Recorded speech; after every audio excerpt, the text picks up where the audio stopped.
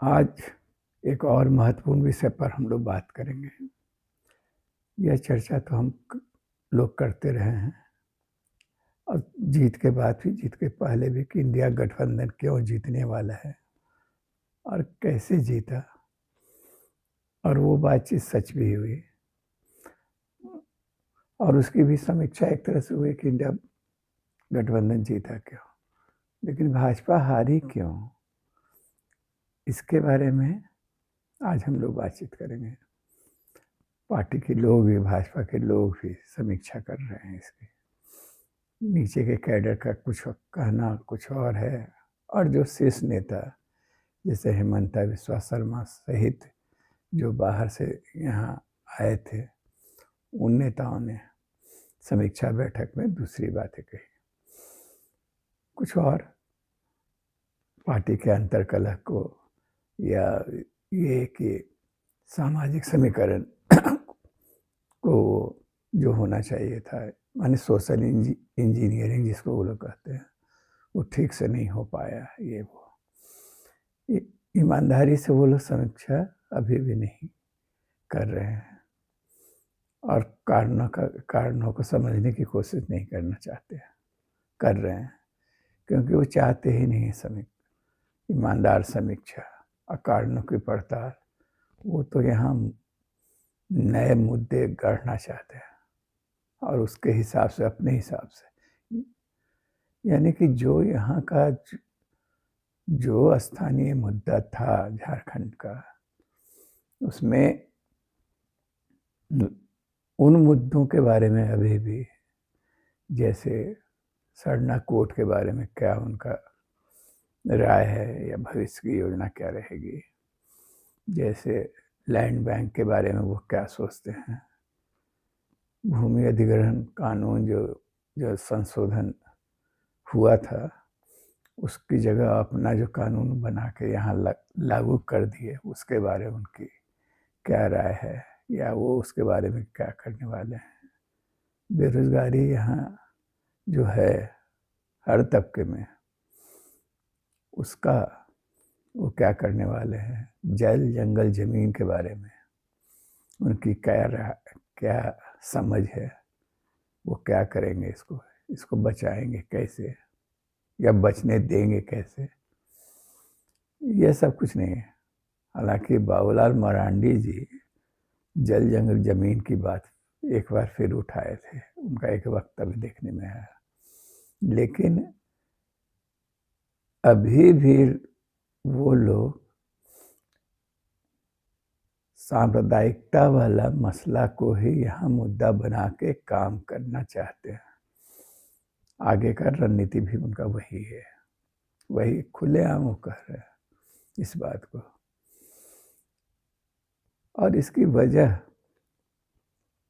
क्या है, ये हम सब समझते हैं कि झारखंड से भाजपाइयों को, और खास करके जो बाहर से आए हुए नेताओं को, वो इस लगाव या संवेदनात्मक लगाव नहीं है, न यहाँ के मूल समस्याओं से उनको कुछ लेना देना है। उनको झारखंड चाहिए, खनिज संपदा से भरपूर ये झारखंड चाहिए, और इसलिए वो, और उसको चाहिए तो किस लिए, कारपोरेट जगत को तोहफे के रूप में देने के लिए, यहाँ मनमानी करने के लिए। उनके शब्दों में, जब डबल इंजन की सरकार यहाँ बन जाएगी तो वो विकास होगा।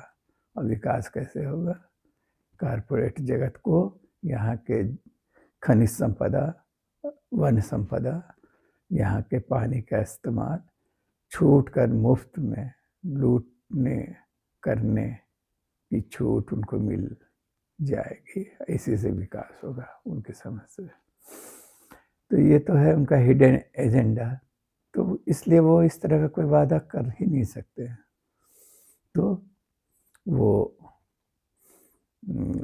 वादा, फिर वही बात हो रहा है कि झारखंड में जो घुसपैठिया है, इस मुद्दे को वो हमेशा सदन के भीतर बाहर उठाएंगे और कहेंगे, विधानसभा में भी हो हंगामा इसको लेके करते रहेंगे, यही उनकी रणनीति है। खैर, हम लोग संक्षेप में ये चर्चा कर लें कि भाजपा हारी क्यों। तो जो कारण, जो बातें अभी हम लोगों ने की, जितनी भाजपा के मूल में, हार के मूल में वही वजह है। भाजपा यहाँ किसी भी तबके से, जैसे आदिवासी समाज है, सबसे प्रमुख आबादी का एक बड़ा हिस्सा है। आदिवासी समाज के लिए उनके पास कोई मुद्दा नहीं था। आदिवासी समाज का विश्वास वो खो चुके थे। वो तो लोकसभा चुनाव में ही दिखने लगा था। और उसको आदिवासी समाज से जुड़ने के लिए जो करना चाहिए था वैसा कुछ हुआ नहीं। उनके पास जो आदिवासी नेता थे स्थानीय, चाहे बाबूलाल मरांडी हों, हेमंत अर्जुन मुंडा हों, या चंपई सोरेन जो गए, सीता सोरेन जो गई, ये सारे लोग तो वहाँ जाके आदिवासी हैं जरूर, लेकिन आदिवासियत को खो चुके हैं। वो आदिवासी जनता का विश्वास खो चुके थे। ये बात उनको समझ में नहीं आया। केवल आदिवासी होना काफ़ी नहीं है। आदिवासी होना, क्योंकि जो भी पार्टी उनकी पार्टी में गई वो आदिवासियत की मूल भावनाओं को खोकर ही वहाँ है। वो हिंदुत्व की प्रबल समर्थक बन चुके हैं। वो लोग वही सब बातें करते हैं। वो सभी सरना सनातन एक की बात करते हैं। वो लोग जनता का विश्वास पूरी तरह खो चुके हैं, आदिवासी जनता का, इसलिए वो चले नहीं। दूसरा ये हुआ कि बाहर से भी उन लोगों ने जिन लोगों को लाया, वो कोई, यदि उनके पास आदिवासी नेताओं की ही कमी हो ऐसा नहीं था। कई माने संसद में, लोकसभा में अभी भी आदिवासी सांसद उनके पास ही सबसे ज़्यादा है, लगभग 37। तो वो चाहते तो उसमें से सिर्फ आदिवासी नेताओं को ला सकते थे इस क्षेत्र में भी काम के लिए, या चुनाव प्रचार में थोड़ा बहुत इस्तेमाल करने के लिए, लेकिन उन्होंने ऐसा कुछ नहीं किया। वो जो लोग भी आए, आप भी जानते हैं, शिवराज सिंह चौहान मध्य प्रदेश वाले नेता, या फिर हेमंता बिस्वा शर्मा असम वाले, इसी तरह के सारे लोग बाहर से भी जो लोग आए, या चुनाव प्रचार के लिए योगी आते रहे, मोदी, शाह, ये लोग ठीक थे। इनका आदिवासी जनता में क्या पकड़ है, आदिवासी जनता पर क्या प्रभाव है, इसलिए वो चले नहीं। दूसरा कि यदि वो आदिवासी जनता से जुड़ते, यदि आदिवासी सवालों पर जो मुद्दे थे, जल जंगल जमीन के बारे में अपना स्टैंड क्लियर करते, जो पिछले चुनाव में हारे, या लोकसभा चुनाव में भी आदिवासी क्षेत्र में जो उनकी पराजय हुई कड़ी, उसकी समीक्षा करते हैं और उन चिंताओं को कुछ एड्रेस करते हैं। बार बार हम कह रहे हैं, वो है जल जंगल जमीन का विस्थापन की समस्या। अभी भी वन क्षेत्र में जो आदिवासियों को पट्टा अभी तक ठीक से नहीं मिला है, या फिर लैंड बैंक वाला जो मसला है, या फिर सरना कोड वाला मसला है, ये सारे मुद्दे, और ऐसे ये सारे मुद्दे जटिल भी नहीं, आदिवासी जनता इसको खूब बखूबी समझ रही है, इसलिए वो नहीं जुड़ पाया। रहा जो बाहर के लोग थे,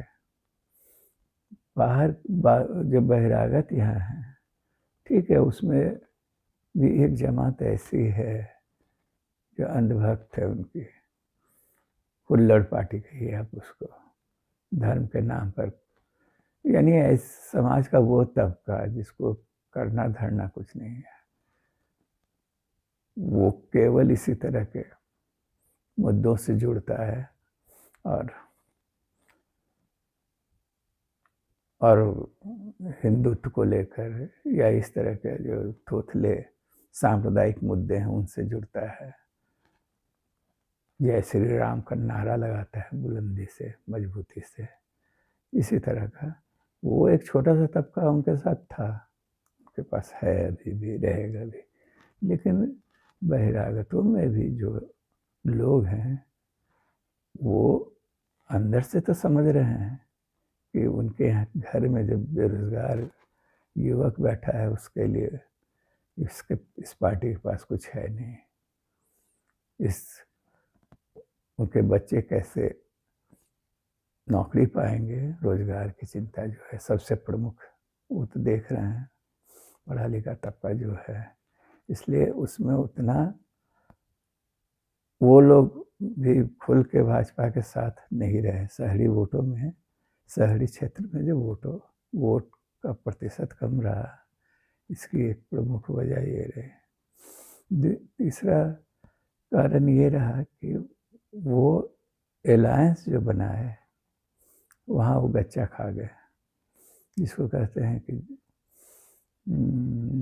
वो आजसू पिछले चुनाव में, मैंने पिछले विधानसभा चुनाव में 19 के, उस समय आजसू से चुनावी गठबंधन उनका नहीं हुआ था और इसको उन लोगों ने माना कि इससे दोनों को हानि हुई, यानी आजसू को भी हानि हुई और भाजपा को भी हानि हुई, वोट बट गया उनका। लेकिन इन 5 वर्षों में जिस आजसू को फिर से उन्होंने जोड़ लिया और फिर गठजोड़ बनाया, उनसे सीट भी दिया, 11 सीट दिया इस बार फिर आजसू को। 2 ही लोग तो थे ही, एक जदयू भी था, वो इंडिया गठबंधन में है कि नहीं पता नहीं, लेकिन हाँ सरवीर राय उससे जीते। हो सकता है अंततः भाजपा को ही सपोर्ट करेंगे, यदि भाजपा सत्ता में आती तो। अभी क्या करेंगे पता नहीं। तो आजसू अपना प्रभाव धीरे धीरे खो चुकी थी, बड़ी पार्टी से जुड़ी थी, धीरे धीरे उनका वोटर खुद चला गया। एकदम शुद्ध कुर्मी वोटरों के आधार पर आजसू राजनीति कर रही थी, वो वोटर कुछ तो चला ही गया भाजपा में ही, और कुछ एक नई पार्टी जयराम महतो की जो उभरी है, जिसके माने जयराम धुआंधार आक्रामक भाषण देते हैं और जनता के हीरो बने हैं अपने समाज में, तो वो कुछ ले गए। इसलिए भाजपा को उस अलायंस से कोई फायदा नहीं हुआ। टोटलिटी में हम देखते हैं कि भाजपा को ऐसे भी आप देखेंगे कि वोटों के प्रतिशत में कोई बहुत ज़्यादा गिरावट नहीं आया है। आप देखेंगे तो उसको झामुमो से कहीं ज़्यादा वोट उनको मिला है, भाजपा को मिला है काफ़ी ज़्यादा। तो लेकिन यही है कि झामुमो विधानसभा के 81 है और उसमें 41 सीटों पर संभवतः या उससे भी ज़्यादा कुछ सीटों पर लड़ी थी, 41-42 सीटों पर, और भाजपा लड़ी है 70 सीट पर। तो वो प्रतिशत ज़्यादा जरूर दिखता है, लेकिन वो कंसोलिडेट नहीं किया, घनीभूत नहीं हुआ, माने बिखरा हुआ वोट है वो। नहीं तो भाजपा का वोट प्रतिशत ज़्यादा है, और चूँकि आजसू उसको कोई मदद नहीं कर सकी, इसलिए भाजपा बुरी तरह धाराशाही हुई। तो आप ये 2 टूक शब्दों में कह सकते हैं कि भाजपा विरोधी वोट एकजुट रहा, एकजुट हुआ, इसलिए हम भाजपा को आसानी से पराजित कर सके। और आगे भी यही कुंजी रहेगी। यही सबसे ज़रूरी शर्त होगी हमारे जीत की, अब भाजपा को यहाँ से हटाने की। ये एक अच्छी बात है कि भाजपा अभी भी हिंदू कार्ड यानी सांप्रदायिकता वाला मुद्दा को ही आधार बना के झारखंड में काम करना चाहती है। उसे उन लोगों को इस ज़मीनी हकीकत से कोई वास्ता नहीं है कि शेष भारत से अलग है आदिवासी इलाकों के मुद्दे। आदिवासी इलाकों में आप उन्हीं पैटर्न से काम करेंगे, यानी सांप्रदायिकता को मुद्दा बना के आप चाहेंगे डिवीज़न करना वोटों का, वो नहीं है। यहाँ मुखर जो मुद्दे हैं उसको आप यदि किसी तरह से झूठ सच्ची से ही उसको पूरा करने का, लेकिन वो आप कर नहीं सकते हैं। आप कह ही नहीं सकते हैं कि आप जल जंगल जमीन की रक्षा करेंगे, इस आदिवासियों का विस्थापन न हो इसकी गारंटी करेंगे, अंधाधुंध खनन और कारपोरेट जिस तरह लूट को बंद करेंगे, ये सब कह ही नहीं सकते हैं। पूरे देश में आपके किए धड़े का उदाहरण दिखाई दे रहा है। आपका लद्दाख में दिखाई दे रहा है कि किस तरह आप वहाँ की आदिवासी जनता को तबाह करने पर तुले हुए हैं अडानी को मदद करने के लिए। उत्तर पूर्व में दिख रहा है, मणिपुर में दिख रहा है कि किस तरह आप आदिवासियों को वहाँ तबाह कर रहे हैं, आप किस तरह उन पर जुल्म कहर ढा रहे हैं पहाड़ के लोगों पर। वो दिख रहा है आपको, असम में दिख रहा है, लाखों आदिवासी वहाँ हैं, झारखंड से ही गए, उनको आदिवासी होने का दर्जा आप नहीं दे रहे हैं। आप वहाँ चाय बागान में काम करने वाले लोगों का न्यूनतम मजदूरी में सुधार नहीं कर रहे हैं, कुछ नहीं कर रहे हैं आप केवल और केवल हिंदू मुस्लिम वैमनस पैदा करके आदिवासियों में भी उसका बीजारोपण तो शायद कर चुके होंगे थोड़ा बहुत, कुछ लोग तो उस झांसे में आए हैं जो, लेकिन उसके बावजूद अभी भी आदिवासी जनता के लिए वो मुद्दा प्रमुख नहीं है। तो भाजपा उसी रणनीति पर आगे बढ़ के यहाँ कोई बड़ा कमाल दिखा पाएगी ऐसा लगता नहीं है। भाजपा सबसे मज़ेदार ये है कि भाजपा के जो नेता हार गए हैं, जो यहाँ के ज़मीनी हकीकत को जानते हैं, भाजपा झारखंड से लंबे अरसे से जुड़े हैं, यहाँ राजनीति करते रहे हैं,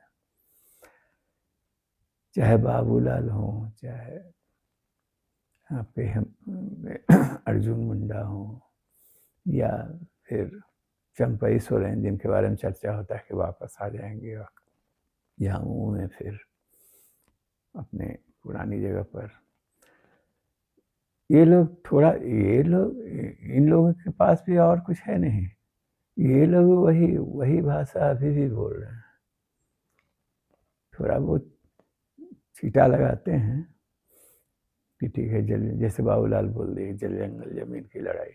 अरे भाई कैसे आप जल जंगल जमीन की लड़ाई में मदद करेंगे?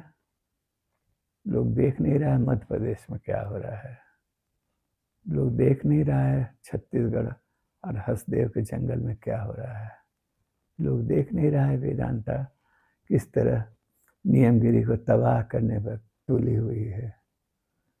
ये सब लोग देख रहे हैं, सोशल मीडिया का ज़माना है, सारी खबरें यहाँ से वहाँ और सारे लोग जानते हैं समझते हैं, इसलिए फिर उन्हीं मुद्दों की बात करना फिर उसी तरह। इसलिए हम लोगों को ये भाजपा वालों से कोई अब भविष्य में हमको नहीं लगता है कि वो वापस यहाँ आ पाएंगे अपना यहाँ फिर वो नई पारी सत्ता की खेल पाएंगे, लेकिन सचेत रहना है उनके उस झूठ से जो वो सतत लगातार बोलते रहें और बोलते रहेंगे आगे भी। वो दरअसल वो बांग्लादेशी मुसलमानों की बात करते हैं, लेकिन वो घृणा फैलाना चाहते हैं मुसलमानों के प्रति ही। वो समझ नहीं, मतलब कितना थर्ड क्लास बात वो कर रहे हैं। देश के स्तर पर जो चीज हो रहा है, बांग्लादेश में जो हिंदुओं पर अत्याचार हो रहा है या वहाँ मंदिरों पर आक्रमण हो रहा है, आप उसको उसको उसको लेके खूब बोलिएगा, और यहाँ मुसलमान पर अत्याचार कीजिएगा, यहाँ मस्जिदों को तोड़िएगा। आपकी लंबी योजना ही वही बन गई है अब कि हर जगह हर मस्जिद के नीचे मंदिर खोजेंगे और उसके नाम पर विवाद पैदा करेंगे, दंगे कराएंगे। यही तो आप यहाँ मुसलमानों को पीटिएगा या उस पर अत्याचार कीजिएगा, अल्पसंख्यकों पर अत्याचार कीजिएगा, चर्च पर हमला कीजिएगा, मस्जिदों पर हमला कीजिएगा विषाक्त, और आपको लगेगा कि जो बहिरागत दूसरे देश हैं, बाहर है, वहाँ जो हिंदू बसे हुए हैं वो सुरक्षित रहेंगे क्या?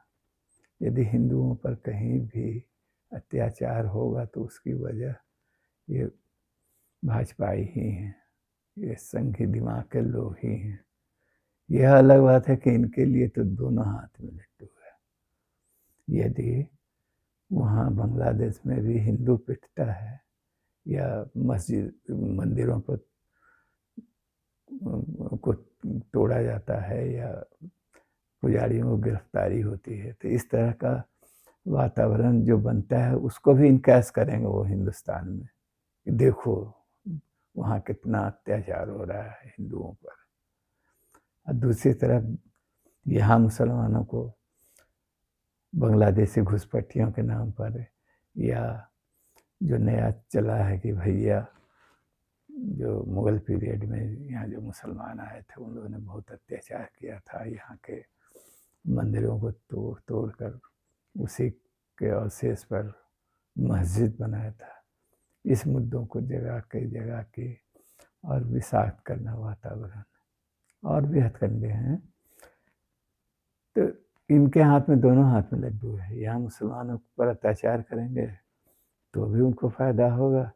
अब बांग्लादेश में या पाकिस्तान में या मुस्लिम कंट्रियों में या अन्य देशों में यदि हिंदुओं पर अत्याचार होगा तो भी इन्हीं को फायदा है, उसको भी इनकैश यहाँ करेंगे। इनको कोई सहानुभूति नहीं है लोगों से, आम जन से, मूल समस्याओं से। सत्ता पर काबिज रहना किसी भी तरह से ये चाहते हैं, वोट की राजनीति करना चाहते हैं, और उनके दिमाग में एक ही समझ है कि हिंदू बहुमत में है, यानी कम से कम 80% हिंदू है। यदि उसको हम एकजुट कर पाएँ और उनको एकजुट रखें और तो वोट की राजनीति में वो जीतेंगे। सीधा सरल उनकी अपनी समझ है, और इसका सबसे आसान तरीका उनको यही दिखता है कि धार्मिक उन्माद पैदा करना, एक एक नकली किस्म का हवा पैदा करना, एक भय दिखाना कि हिंदू खतरे में है। और जो उनके अंदर हिंदुओं के मन में चाहे कुछ एक जो ये मुगलों के 500 वर्ष के शासन की जो हीन ग्रंथि है वो उसको जगाना, उसको इनकैश करना वोट के रूप में, यही है। तो ये उनकी ताकत भी है और इनकी सीमा भी है। तो हमको बस भविष्य में इसी भाजपा से कोई खतरा खास करके आदिवासी बहुल इलाकों में नहीं है। उनका उसका मुकाबला आसानी से लोग कर लेंगे, समझ लेंगे। और धीरे धीरे स्थिति जिस दिशा में यहाँ की अर्थव्यवस्था जा रही है, जो विसंगतियाँ पैदा हो रही हैं, जो भयंकर विषमता विपन्नता पैदा हो रहा है, रोजगार के लिए जो हाहाकार है, आर्थिक क्षेत्र में जो इनकी पराजय है, बाहरी चमक धमक से थोड़े कुछ होता है। लोगों को रोजगार मिले, काम मिले, अच्छा देश में वातावरण हो, तब ना कुछ बात है। वो सब होगा नहीं, तो वो करेंगे तो आगे। लेकिन हाँ, उसका काउंटर करने के लिए तैयार रहना है। यानी जो सांप्रदायिकता का मुद्दा है, धर्म का जो मुद्दा है, इसको उसके झूठ का पर्दाफाश करना है उसको। ठीक है भाई, आस्था अपनी जगह है अपने, लेकिन उसके नाम पर आस्था कभी ये नहीं कहती है कि आप दंगा करें, फसाद करें। इसलिए भाजपा को लेकर ज़्यादा हम लोगों को यहाँ झारखंड में चिंता करने की कोई की बात नहीं है। हाँ, दो चीज़ हमेशा ध्यान में रखना होगा कि भाजपा विरोधी वोट एकजुट नहीं रहेगा तो काम नहीं चलेगा। दूसरा, वंचित जमात की एकता जरूरी है। और तीसरा, कि सांप्रदायिकता का मुद्दा कितना खोखला है और कितना नुकसानदेह है वंचित जमात के लिए, इसको समझना है। तो वो यदि अपनी हार की समीक्षा ठीक से नहीं करते हैं, एक झूठ को लेकर ही चलने के मूड में है, तो चले, लेकिन उससे कोई खास फायदा उनको नहीं होने वाला है। ठीक है साथी, आज इतना ही।